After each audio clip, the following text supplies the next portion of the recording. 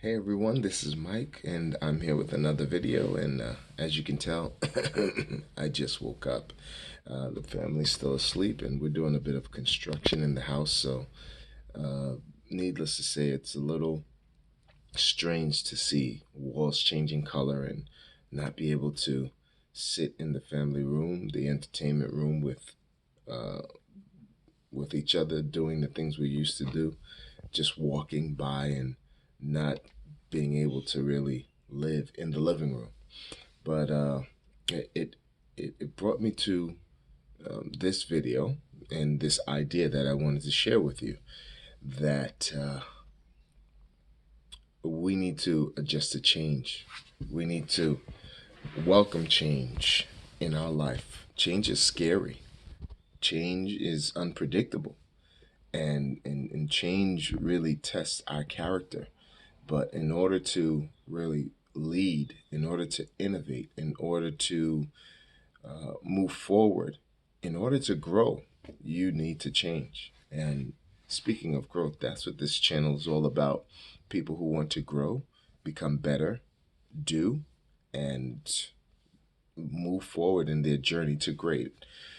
So if that's what you want, these videos will complement that. And pardon me, my thoughts are scattered, so you should consider subscribing. So uh, I just want to talk about change because it's an inevitable part of life. We cannot get away from change. In fact, everything around us is changing. I always tell people, and when I do my coaching, I tell individuals that if you think you're going to stay the same and be all right, just for the sake of comfort, you're wrong. Because even if you stay the same way you are, you never learn anything, you never do anything, you stay where things are, you do not change or you do not give in to change. You just stay in a comfort zone, a comfortable place. Guess what? The world is still moving. The world is still advancing. As they say, the world is still turning around. So if you think you're going to stay in a stagnant place and be okay and be at a predictable, stable place, by virtue of the world continuing to turn without you, guess what's happening? You're regressing. You're actually going backwards. You're actually sliding back or backsliding. So at the very minimum, you have to adjust to change because the world around you is changing. And if you try to keep things the same way they are for the sake of comfort, then you will be falling behind. So that's the first thing I want to share with you. The first point is that change is inevitable and you have to move forward with change. But I want to take a moment to address the reason why, or the reasons why we have an aversion to change. And I'm doing this because change is such a critical part of our life. It's actually the majority of our life. We never really stay in any place in our life or at any scenario or situation in our life for too long. Our life, our lives are really journeys between stages of arrivals and departures. You get a new job. Okay, great. What do you have to do? You have to grow in that job. You have to do your job well and pursue higher levels of position. If you don't, well, then you have to prove to your boss that you're not wasting their time and their resources. You go to school. Well, school is wrecking on the brain. It tries you in many different areas. Okay, what happens in school? You're moving towards graduation. All right, then what happens at graduation? Dun, dun, dun, dun, or whatever. You throw the hat up and you're done with graduation. What happens there? You have to pursue internships or the next phase of schooling or a new career. Shifting, changing, always. Life is dynamic, it's a dynamic experience. So, the three reasons why people have an aversion to change, and if you can reflect on these three reasons and you can actually uh, find out which one, I guess, which one really is an obstacle for you, so that you as an individual can create your own plan to embrace change and face change, then you will put yourself in a really good spot, because you'll be able to actually innovate and lead the way you need to. So, number one, the first reason why people have an aversion to change is because change is unpredictable, and we all have a fear of the future. We all have a fear of uncertainty and the uncertainty that lies in our future. Um, and there's nothing you can do to fight that. The only way you can control the future, as they say, is to create it. That means you have a plan. You know exactly what you're going to do. But even in having a plan, you have to deal with the changes that will come as a result of just the global economy, or macro forces that you can't control. There are things that are within your means to control, and there are things that will happen. Like you can't control a flat tire or a loved one getting sick, or any of those things. But you can have a plan for your future, and that's the the element of you controlling the change that comes into your life. So my encouragement to you is this statement that I heard that really helped me through, and I believe it will help you as well. It says, one day or day one, you decide. One day or day one, you decide. I decide whether the change that I'm seeking, or the growth that I'm seeking, will be a one day wish upon the horizon, or I'll bring it close by making it day one of this journey towards it. And you decide when that happens. Don't let fear of the future decide, hey, I can't do it today. I'll just put it off till one day. No, make it day one of an awesome adventure of change and growth in your life. Number two, the second reason why people have an aversion to change is because, let's face it, comfort zones are comforting.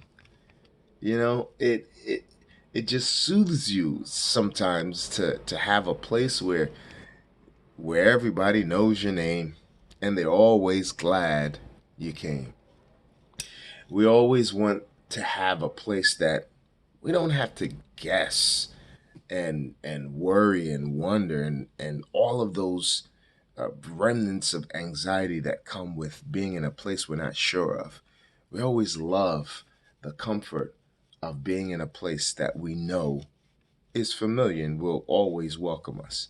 It's kind of like hot chocolate on a cold winter afternoon, or warm porridge on a cold winter Saturday, or like we used to have when we were kids, your favorite cartoon coming on every single week, every single Saturday after a long week of schoolwork. But I have one real simple solution for that, or consideration for your comfort zone, because that comfort zone is keeping you from progress. Progress that is really important to your life and to your legacy. So you cannot sacrifice the progress that you can have just for a little bit of comfort that is going to keep you stagnant. Not in the same place, but in a place that will cause the world to leave without you and cause you to fall behind in your life. So here it is.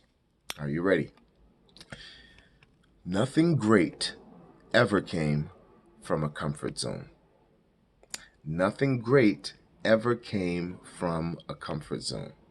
Comfort zones are great, they're comforting, but if you really want innovation, you want progress, you want something good to come from your life, you want to explore the potential of what could be and who you could be, comfort zones are terrible.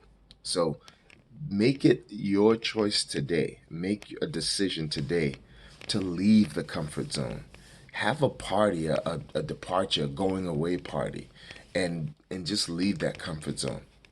If it's hard for you to actually leave that comfort zone and you've already identified your comfort zone, first step, identify what is my comfort zone.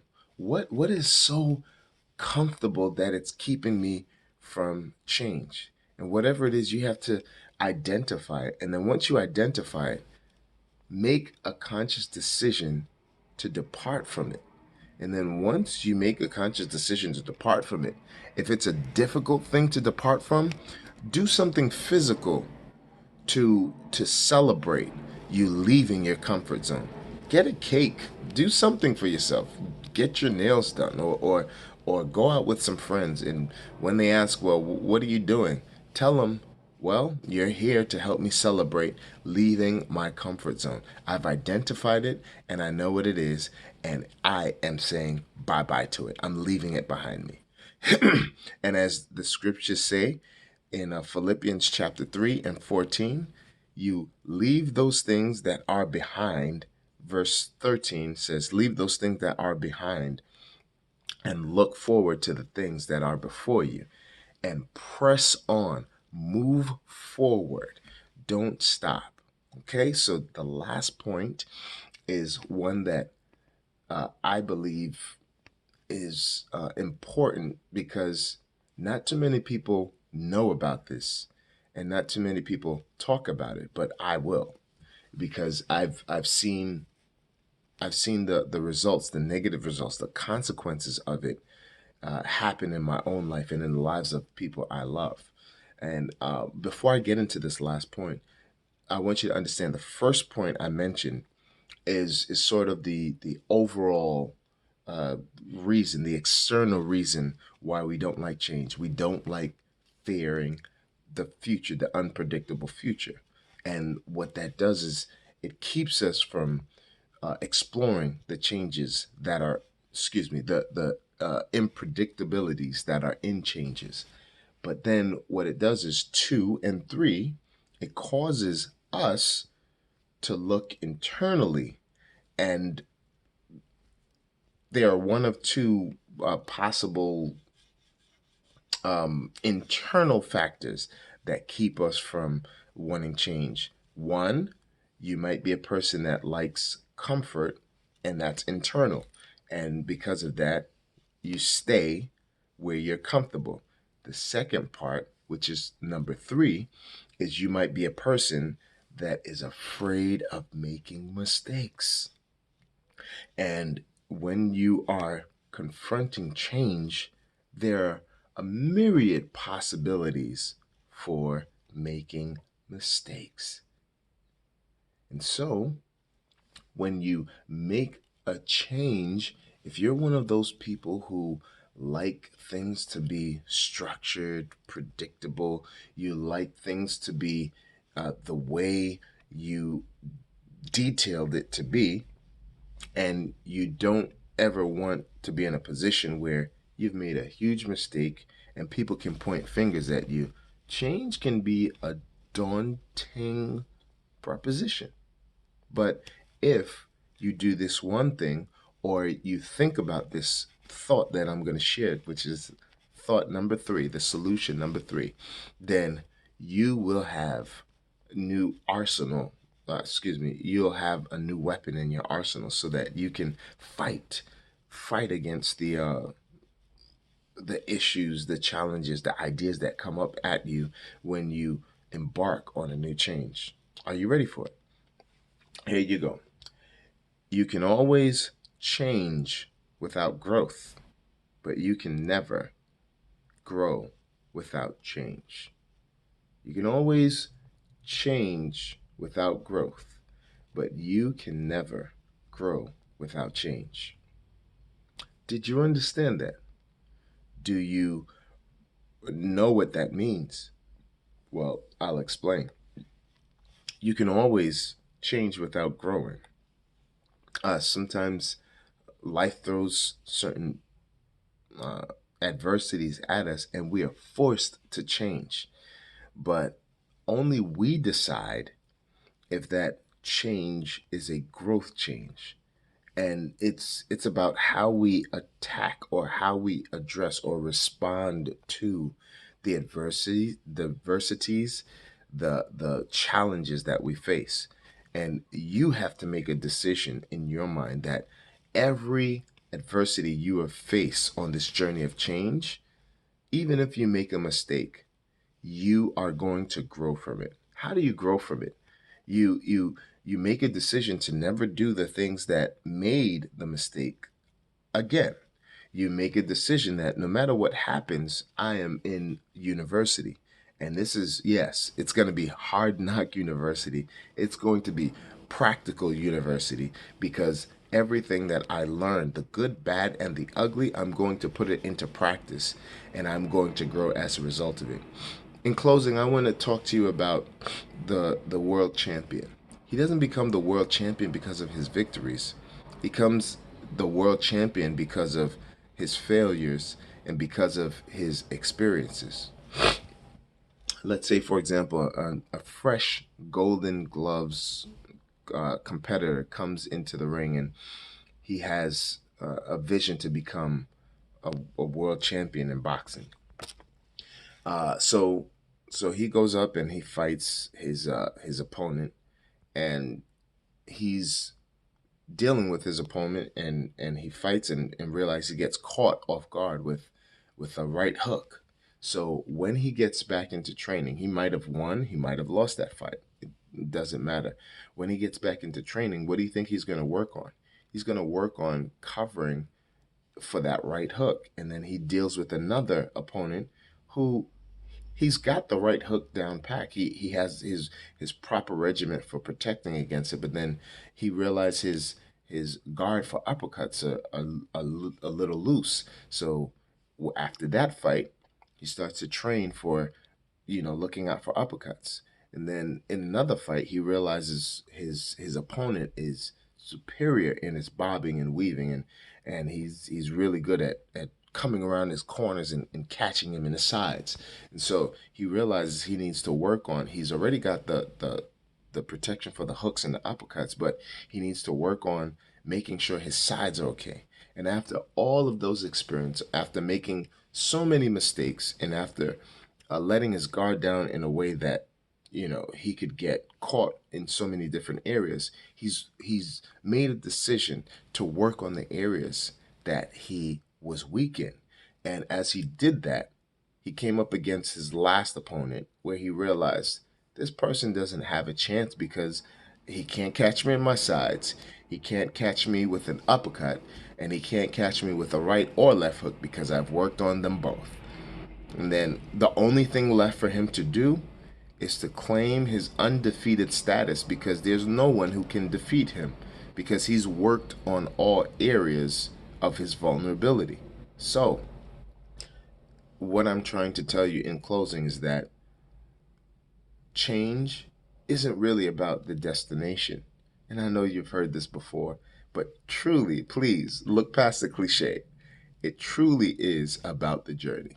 So make sure the next change you have, you don't second guess or undermine its power in your life. Well, until next time, keep on growing, keep on doing, and keep on becoming. God bless you.